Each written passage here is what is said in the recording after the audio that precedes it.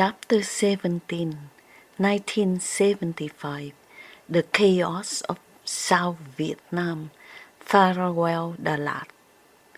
March 1975, The Collapse Begins. March 1975 arrived with an air of unease.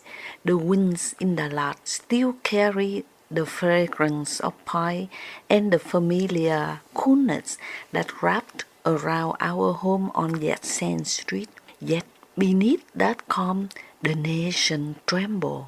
Father followed the radio each morning, adjusting the knobs to catch every word, his eyes narrowing as the static carried urgent voices from Saigon. It seemed each day the map of South Vietnam was shrinking, the red tide pushing closer. On March 10, 1975, the news broke like thunder. Mê Thuột had fallen. The Central Highlands, once thought to be secure, was pierced through its heart. The communists had attacked with overwhelming force, catching the army of the Republic of Vietnam off guard. The city fell in less than 2 days. For Father, it was not merely a piece of land lost, it was the warning bell that entire nation was unraveling. He sat at dining table, head in his hands, while Mother poured tea that none of us drank. Each day afterward carried heavier news. Kontum and Pleiku could not hold. Soldiers and civilians alike fled in what was later called the Convoy of Tears. Thousands tried to escape down Highway 7B, and stories filter of starvation, ambushes, and death along the road. We children did not yet grasp the horror, but the adults whisper in anxious tones. I remember my sister, her face pale as she folded clothes in silence, as if already preparing for departure. By March 19, Huế, the imperial city was abandoned. The flag of the Vietnam Republic was lowered, and the old citadel, soaked in centuries of history, was surrendered without the fierce resistance many expected. I recall Father pacing the living room, his hands behind his back, muttering, "If Huế falls, Đà Nẵng cannot stand." His words were heavy with resignation. And he was right. Just days later, by March 19, Đà Nẵng collapsed under the weight of chaos. More than 1 million people tried to flee, rushing toward ships, helicopters, and any escape that they could find. The images reached even Dalat. Desperate families clinging to boats, soldiers abandoned their posts, children crying in the dust. For us in the highlands, it felt as if the war that had always been at a distance was suddenly at our doorstep. The map Father kept in his study was covered with small pins marking the provinces. Each night he would pull out the pins one by one. Mê Thuột gone, Kon Tum gone, Pleiku gone, Huế gone, Đà Nẵng gone. The map looks emptier with every passing day, and though he never say it out loud, we all sense it, that his heart was breaking with each pin removed. Mother tried to keep the household together. She cooked meals, though none of us had much appetite. She insisted that we pray every night, her rosary beads clicking softly as she whispered Ave Marias into the darkness. Sometimes I would hear her cry softly after we had gone to bed, muffling the sound so we would not notice, but we noticed. Children always do. By early April, the provinces along the coast began to collapse one after another. Quảng Ngãi, Quy Nhơn, Tuy Hòa, each name falling like dominoes on the radio reports. Refugees started to pour into safer cities, and whispers came that even Nha Trang might not stand much longer. Father grew restless. He knew Dalat, perched high in the mountains, might be bypassed or might become a trap. Either way, it was no longer safe. The day came when he made his decision. He gathered us in the living room, his voice steady but heavy. "We cannot stay here," he said. "We will leave for Nha Trang.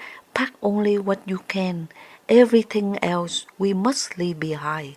The silence that followed his words were unbearable. Each of us looked around at the house we had called home, at the furniture polished by mother's hands, the books on the shelves, the photographs of birthdays and holidays, the guava trees in the yard, and of it left to the mercy of fate. For children, home is the center of the universe, and the thought of abandoning it is like tearing a piece of our soul. And then there was Red, our faithful dog. She had been with us since she was a puppy, her fur a shade of reddish brown, her eyes bright with loyalty. She had grown up with us, guarding the yard, chasing after us on lazy afternoons. How could we explain to her that we were leaving, that the world was collapsing, that she could not come?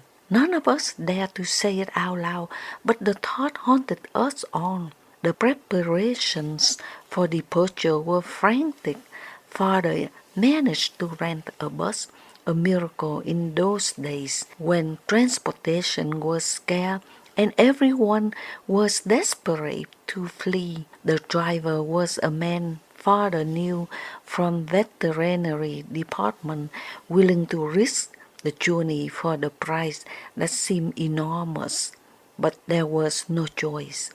Mother packed what little she could, clothes, some food, family documents, the barest necessities for survival. The rest remained behind: furniture, dishes, heirlooms, toys, even books. Bella and Teddy Bear were still brand new in the cabinet. The house, once filled with laughter and warmth, looked bare and abandoned within hours. On that morning of departure, On the morning of the departure, the bus stood waiting in front of the Yersin house.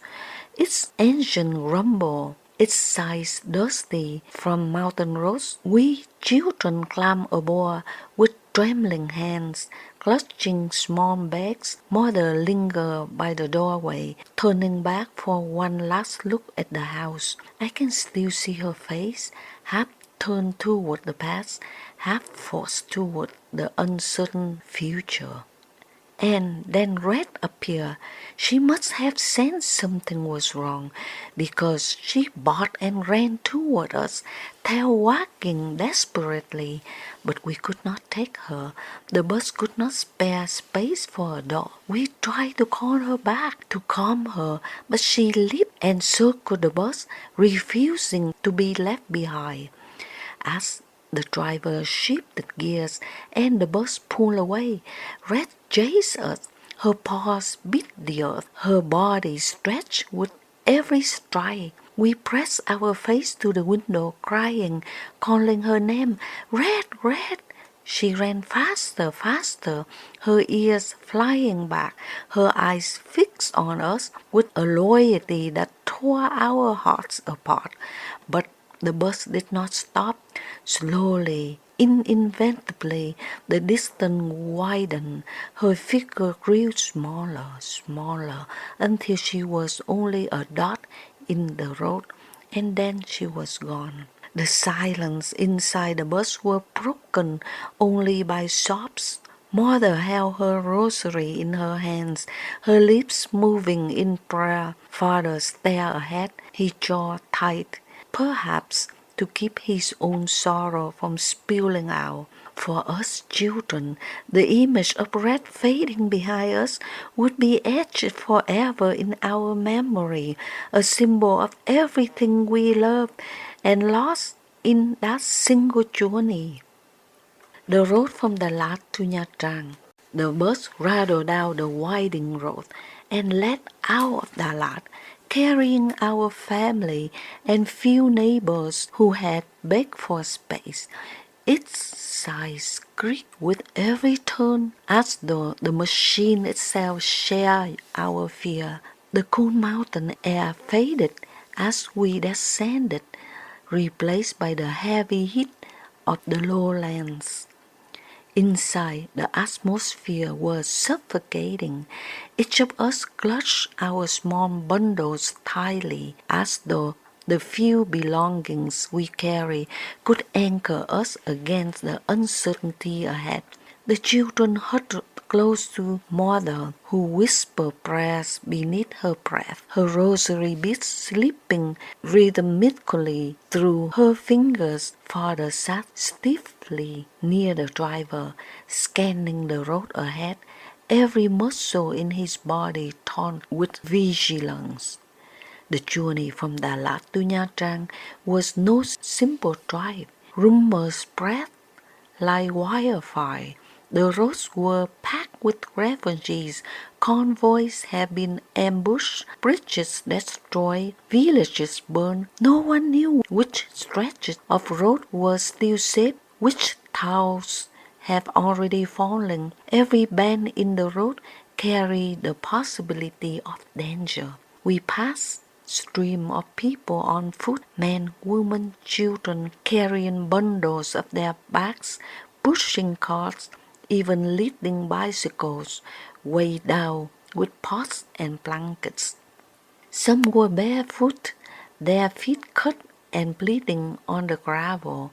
Babies cried from hunger and exhaustion. An old woman sat by the roadside staring blankly, as if her spirit had already given up. From the bus window, the world looked like a painting of despair. The once peaceful countryside of our childhood, fields of coffee, cassava, and corn, was now marked by smoke rising from distant villages. Chickens and pigs wandered the roads, abandoned in the chaos, and yet amid the desperation, there were glimpses of human resilience.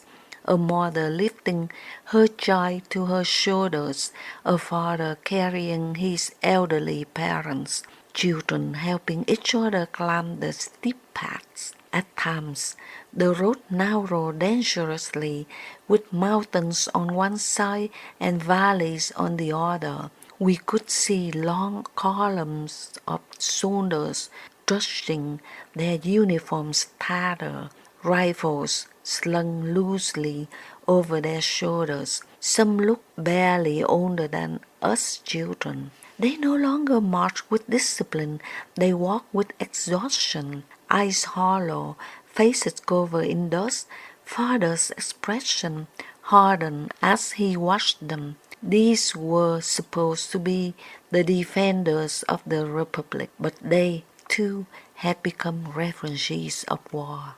The bus moved slowly, often stopping for hours when the road ahead was clogged with carts, bicycles, and trucks piled high with families. The heat was unbearable.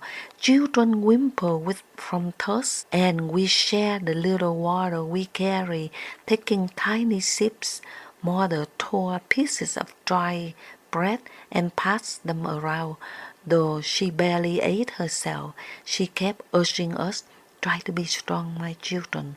We must endure." Father rarely spoke, but his eyes never stopped scanning the roadside. Each time the bus slowed, he gripped the edge of his seat as if ready to shield us at any moment. The weight of responsibility sat heavily on his shoulders. He was not just a father, but the protector of the entire family in flight. I sometimes saw his lips move in silent prayer, though he did not hold a rosary like mother. His prayers were written in the lines of his face, and the unyielding way he kept us moving forward.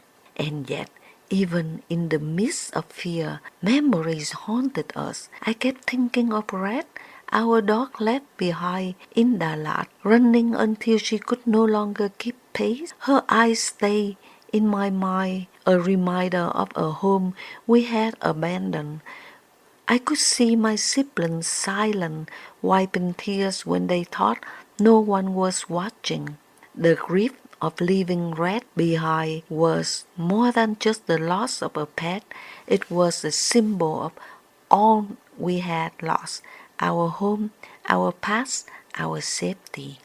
As night fell, the bus crept onward under the skies scattered with stars.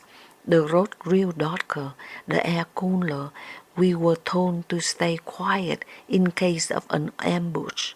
Every distant sound, a crack in the forest, the rustle of the branches, sent shivers down our spines.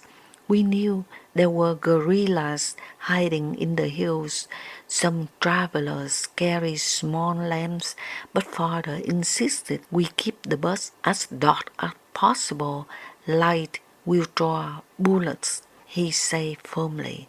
Inside the bus, silence reigned except for the engine growl and occasional muffled sob at a joy. Mother held us close, whispering, "Remember, children, even in darkness, God walks with us." Her words were fragile thread of hope, and we clung to it. We passed checkpoints where exhausted ARVN soldiers waved us through. Some looked suspicious, others desperate. A few even begged for food or water. Republic's army no longer looked like an army. It looked like scattered men fighting to survive. The sight broke something inside father. He turned away from the window, unwilling to let us see. He despaired. At dawn, after what felt like endless hours, we approached the coastal plains leading toward Nha Trang. The air smelled of the salt and nearby sea, and though the city was still under government control, the roads were filled with refugees pouring in from every direction. Trucks, bicycles, ox carts, and buses clogged the streets. Mothers clutched babies onto their chests. Old men stumbled, carried by their sons, and the sound of crying, shouting, and pleading filled the air like a mournful song. For the first time in days, we saw shimmery outline of the ocean.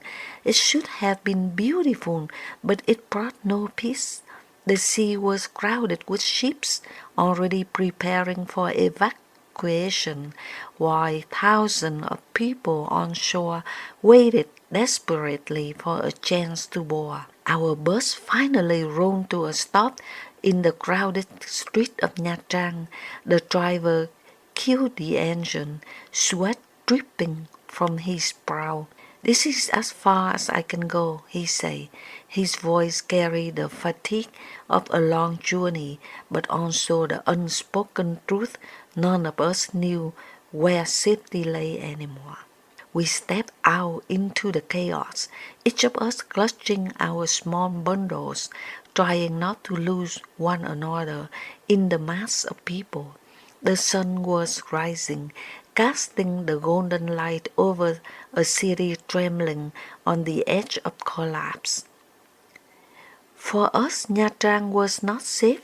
It was only another stop on the road of uncertainty. And yet, even that moment, Father gathered us close. His voice, though heavy, carried strength. We are together, and that is what matters. As long as we are together, we still have hope. Mother nodded, her eyes glistering with tears. She held us tightly, whispering against the only prayer she knew by heart. Holy Mother, protect my children. And so we stood, a family displaced, caught in the tide of history, clinging to one another against the storm that had already swept away so much of our country. Nha Trang, April 1975, Days of Fear. Nha Trang in April of 1975 was a city swollen with despair, once a peaceful coastal town known for its sandy beaches and turquoise waters. It had become a refuge for hundreds of thousands. The streets overflow with humanity, cars, bicycles, trucks, buses, and endless waves of people who have fled from the Central Highlands, from Huế, from Đà Nẵng. The air was heavy with salt and smoke, a mixture of the sea breeze and the burning fields from the countryside. We found temporary shelter in a friend's house, but the shelter was too generous a word. It was a little more than a roof where we could huddle at night, clutching our bundles like treasures. There was no space for comfort. Families were packed together, strangers side by side, all of us bound by the same uncertainty.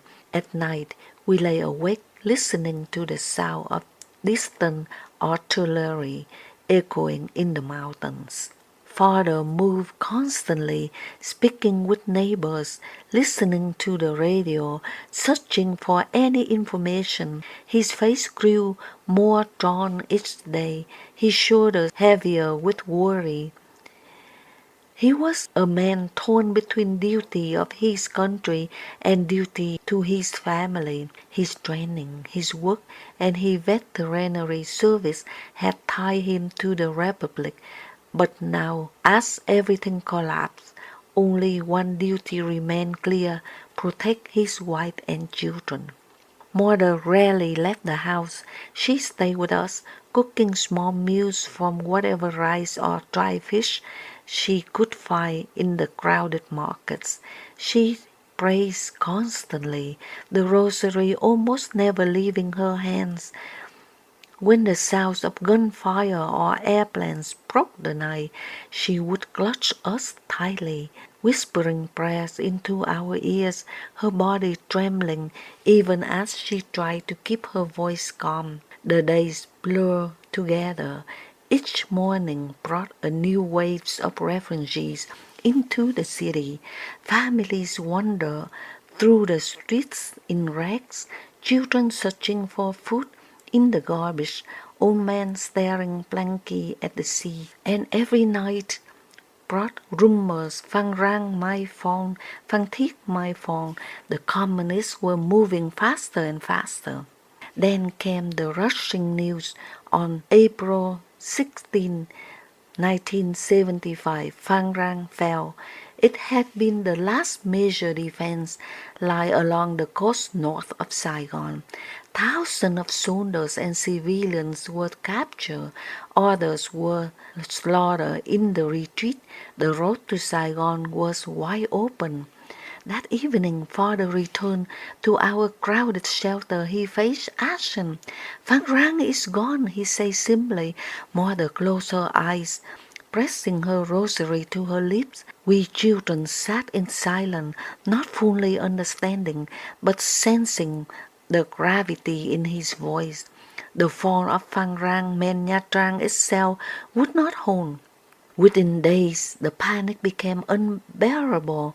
The airbase outside of the city roared day and night as planes evacuated and crowded with the lucky few who could find passage. Helicopters clattered overhead, lifting people away, while thousands begged at the fences. Along the beaches, crowds pressed toward the water, desperate for a place on fishing boats or naval ships. Families screamed, children cried, and soldiers fired shots in the air to control the mob. It was then that hope came in form of family. Our relative Đại tá Lợi, the colonel, a man who both authority and compassion, reached out to father. He had the power to arrange the helicopter evacuation for our family, and he made the decision quickly. It was dangerous, uncertain, but it was a chance to escape the tightening noose. The morning of departure is forever etched in my memory. We were hurried to the airbase, our belongings reduced to what we could carry in our arms. Around us, chaos, screams, bleating voices, gunfire in the distance, but were ushered through by soldiers who recognized Đại tá Lợi orders.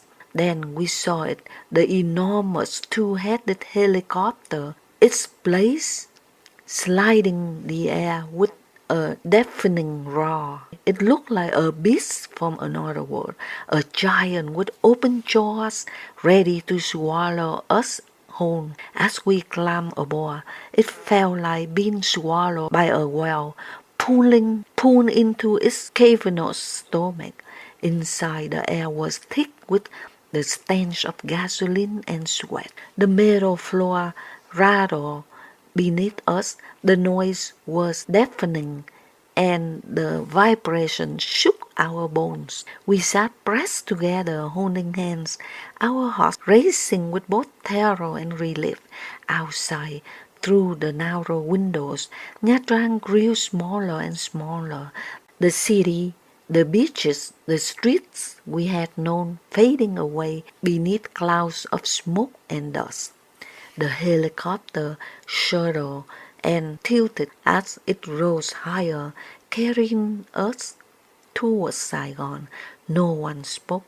Every face carried the same expression: fear, loss, and an unspoken question: what would become of us? Mother closed her eyes, her lips moving in prayer, the rosary still wrapped around her fingers, even as the roar of the engines drowned out her words. Father sat rigid, staring ahead, his hand gripping the seat so tightly his knuckles turned white. We children clung to one another, overwhelmed by the noise, the smell, the sheer terror of being lifted away from everything familiar. It was a journey of only hours, but it felt like a passage between two worlds. Behind us lay Nha Trang, lost to panic and despair. Ahead of us lay Saigon, still standing but trembling on the edge of collapse. In that helicopter, in the belly of that mechanical well, we carry not only our bodies, but the weight of vanishing homeland. This is the end of chapter 17, to be continued. Tell me all about this name, and it's difficult to say. It was given me the day I was born. Want to know about the stories of the empire of old? My eyes say more of me than what you dare to say.